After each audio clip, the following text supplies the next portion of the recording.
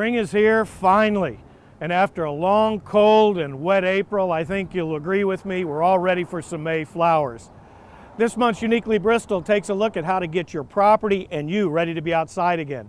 Hello everybody, I'm Mark Thomas, and you found Uniquely Bristol, the show that looks at Bristol's small town values and hidden gems. It's brought to you by the Bristol Development Authority, the BDA, and shown every month on Nutmeg Television. Today we're going to give you some tips on how to get that lawn and garden ready to go.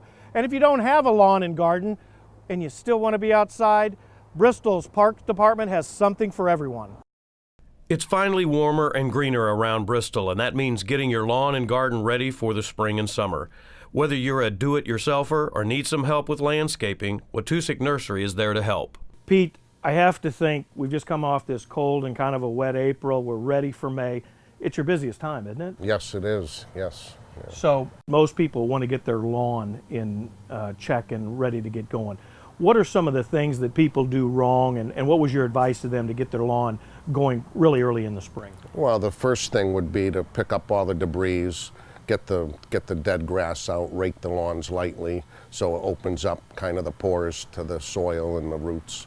Now, I always make the mistake because I think fertilizer is one that you kind of got to know what you're doing because it is kind of a harsh chemical that we need. Tell us about, for the Bristol area soils, that what kind of fertilizer we should do and how should it be applied? Well, there's areas of Bristol that have some heavy clay soils, and there's also some with sandy. So it depends on if you have sandy or heavy clay soil. The heavy clay soil, you can use a natural fertilizer on it, a synthetic fertilizer, and that can get put down anytime from May on. Is there any good way for somebody who doesn't know a lot about this to figure out what kind of lawn and soil they have? They can actually bring in a soil with them, a small cup or a quart of soil, and I could test the pH. That would be the first start of knowing what the pH of the soil is. Because if your pH is off, then the fertilizers might not be able to be absorbed properly. Right.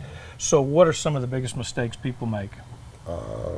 Probably over applying something. They think more is better, and that's not the case. You know, you always want to apply what the bag recommends. Right. So let's go into seeding, because I'm assuming that you put the fertilizer down first and then go into seed. Talk to us about how do we select seed? What kind of seed is good for Connecticut soil?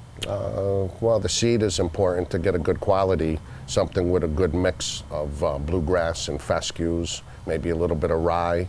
And don't try to put it down too early when it's too cold. Right. The seed's not going to germinate until temperatures get in the 60s almost. So that's usually middle of May here in New England. So is May a good time to seed? Because I've always been told the best time is like September and October.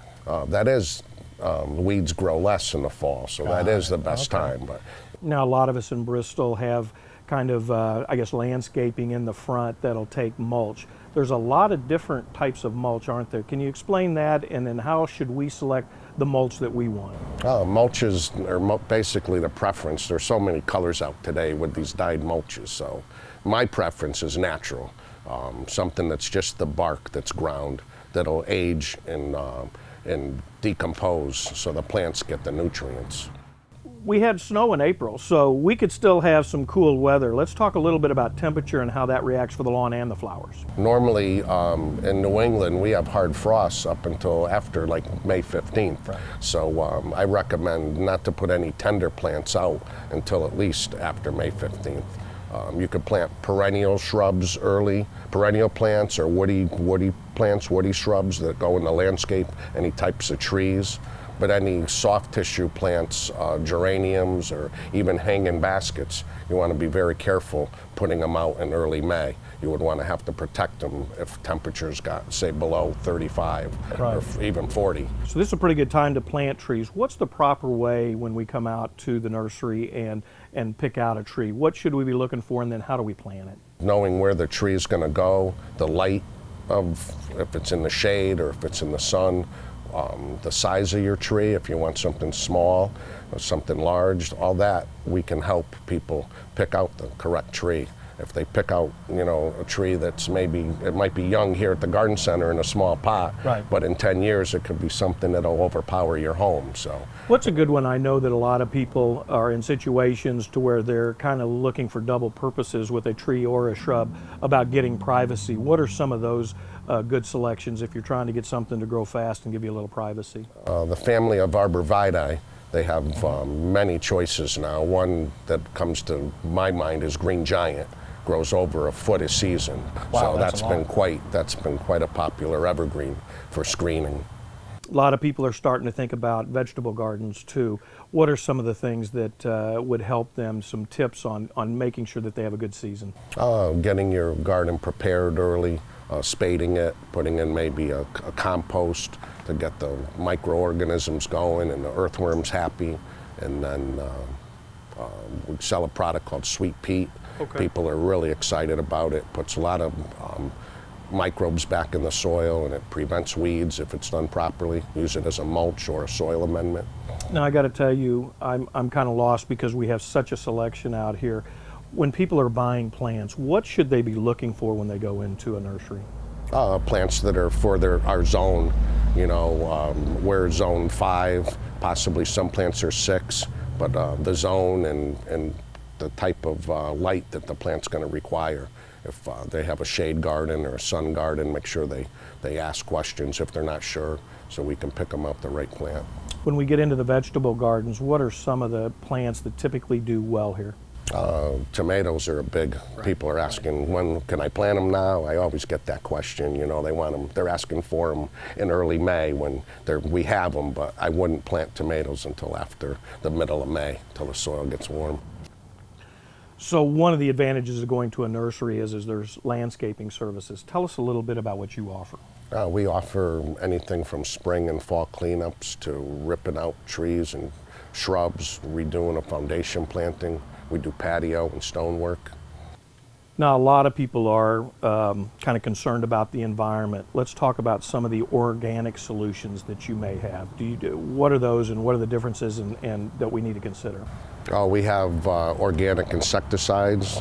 We actually, they produce some organic weed controls now that are kind of nice, actually even for insects, for ticks, and that are a main concern of people. So there are products out there that are much safer to use than the synthetics. Why would you want to come to a nursery instead of, let's say, a big box store? Probably the knowledge of the staff at the nursery can normally answer their questions, and somewhat the quality of the plants should be at a better quality. Now, I think when people hear the word nursery, they think strictly of plants, but you've got a lot of things out here that you help homeowners with, landscaping and everything. What are some of those things? Yeah. We actually have a full gardener's gift shop here. We have everything from wind spinners and gift flags and chimes, candles. We try to have the whole gamut here. And you can order it. A lot of people just think that when you get fertilizer, mulch, topsoil, it's in bags, but you sell it in bulk too, don't you? Yes, people can actually call us and we'll deliver soil and all the different mulches in bulk. It's nice to have this resource in Bristol that somebody can come out and actually talk to somebody, show them like that. If people want to know more and they want to give you a call, Pete, what's your phone number? Our phone number is 860-583-7279. There's always somebody there to answer it. And like everybody else, you're on Facebook too, so that's good. Yeah, thanks.